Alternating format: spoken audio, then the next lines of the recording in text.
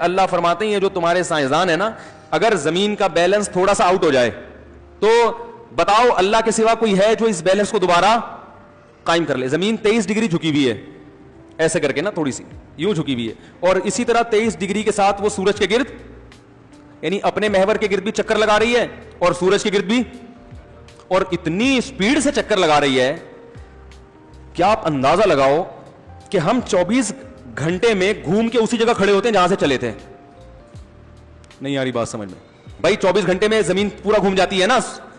سورج کے سامنے، واپس ہم ادھر ہی آ جاتے ہیں۔ تو اس کا مطلب یہ ہے کہ ہم جب یہاں، ابھی ہم جہاں پر ہیں نا، 12 گھنٹے پہلے امریکہ والے یہاں پہ تھے۔ اب آپ بولو گے پتہ نہیں کیا پھینکنا شروع کر دی انہوں نے، بھائی گھوم رہی ہے نا زمین۔ ہم اس وقت جہاں پر ہیں 12 گھنٹے پہلے یہاں کون تھا؟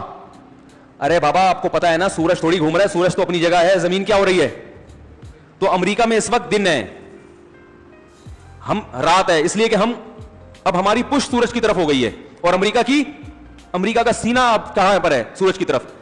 12 گھنٹے بعد امریکہ گھوم کے ادھر آ چکا ہوگا اور ہم گھوم کے سورج کے سامنے جا چکے ہوں گے، تو پھر ہم دبا کے ٹائٹ طبیعت والی گرمی پڑ رہی ہوگی اور پھر بجلی غائب ہو جائے گی۔ صحیح ہے؟ اس کا بیان سے تعلق نہیں، ویسے جنرل نالج کے لیے بتا رہا ہوں آپ کو میں۔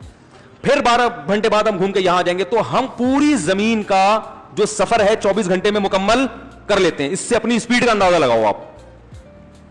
بھائی 120 کی اسپیڈ سے ٹرین کو چلنا چاہیے لیکن چلتی نہیں ہے، تو لاہور ہم 18 یا 17 گھنٹے میں پہنچتے ہیں، حالانکہ تقریباً 1000 کلومیٹر ہے پہلے لاہور، پھر بھی کتنی اسپیڈ سے چل رہی ہوتی ہے نا۔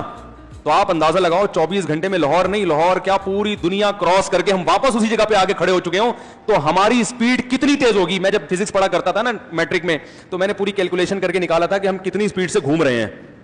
لٹو کی طرح گھوم رہے ہیں ہم، اپنے محور کے گرد بھی گھوم رہے ہیں، اور پھر زمین ہمیں اپنے گرد گھماتے ہوئے سورج کے گرد بھی گھوم رہی ہے۔ وہ تو بہت طویل سفر ہے، وہ 1 سال میں مکمل ہوتا ہے۔ اب ایک لٹو کو آپ نے گھما دیا، یوں بھی گھوم رہا ہے اور وہ اس طرح بھی گھوم رہا ہے، تو آپ اندازہ لگاؤ اتنی اسپیڈ سے گھومتا ہوا لٹو، اور جو اتنی اسپیڈ سے سفر بھی کر رہا ہو، اگر آپ اتنی اسپیڈ سے سفر کر رہے ہو، تھوڑا سا اسپیڈ بریکر راستے میں آ جائے تو کیا حال ہوتا ہے نا انسان کا۔ تو اللہ تعالیٰ نے کیسا بیلنس رکھا ہوا ہے، لٹو کی طرح اس زمین کو اللہ نے سورج کے گرد یوں بھی گھمایا اور اپنے محور کے گرد بھی گھمایا، بڑی اسپیڈ سے گھوم رہی ہے۔ اگر اس کا بیلنس تھوڑا سا آؤٹ ہو گیا، دائیں بائیں ہو گیا، تو کوئی سائنسدان دنیا میں ایسا پیدا نہیں ہوا کہ زمین کو اپنے محور پہ دوبارہ، بولو نا بھائی، جیسے ٹرین اپنے ٹریک پہ چلتی ہے نا، پٹری پہ بڑی اسپیڈ سے جا رہی ہوگی، تھوڑی سی دائیں بائیں ہو تو ٹریک سے اتر جاتی ہے، تو بڑے بڑے وہ آتے ہیں میکینک، وہ دھکا لگا کے یا کچھ اور کر کے ٹیکنیکل کام کر کے وہ پہیے نکال کے دوبارہ انجن کو کہاں چڑھا دیتے ہیں؟